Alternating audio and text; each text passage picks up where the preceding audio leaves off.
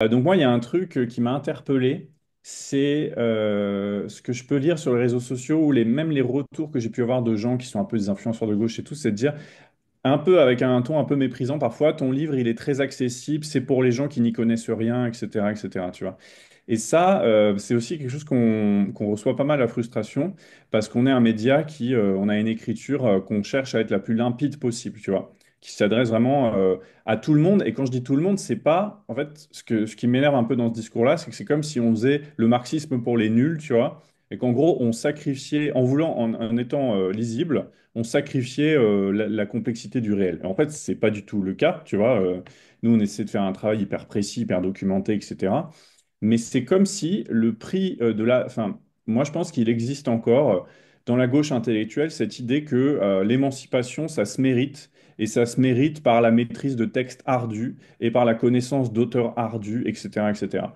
Et voilà, c'est vraiment la prime au gros cerveau. Et quelque part, comme nous, on joue pas à ce jeu-là, tu vois, bah, on nous décrit comme, tu vois, des choses simples ou simplistes. Et moi, ça, je l'explique de plus en plus, mais tu vois, mon livre sur le travail, j'estime qu'il n'est pas du tout simple ou simpliste. Il y a énormément d'infos dedans, etc.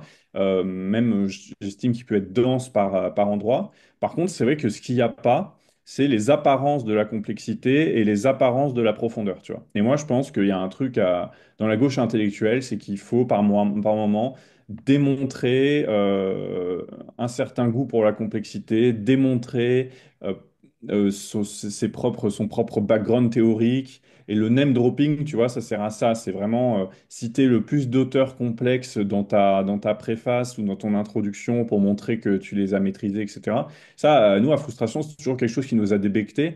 Donc, par exemple, on cite pas plein d'auteurs théoriques, on les cite que quand c'est vraiment utile, tu vois. Moi, je cite un auteur quand vraiment, là, il a dit un truc, il y a eu un raisonnement dont je vais avoir besoin. Mais sinon, évidemment que notre pensée, elle est innervée par des lectures un peu théoriques, mais aussi on l'assume par notre expérience, etc., etc.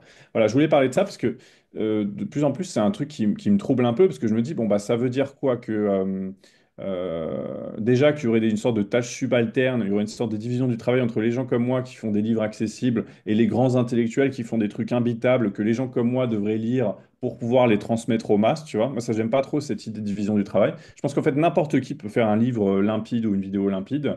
Ça demande juste plus de travail, en fait, effectivement.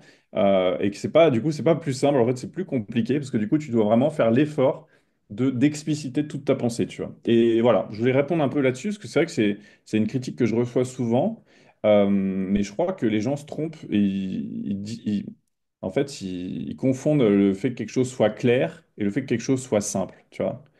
Et voilà, moi, je crois qu'on peut faire les deux et c'est un peu notre credo, donc je voulais en parler là.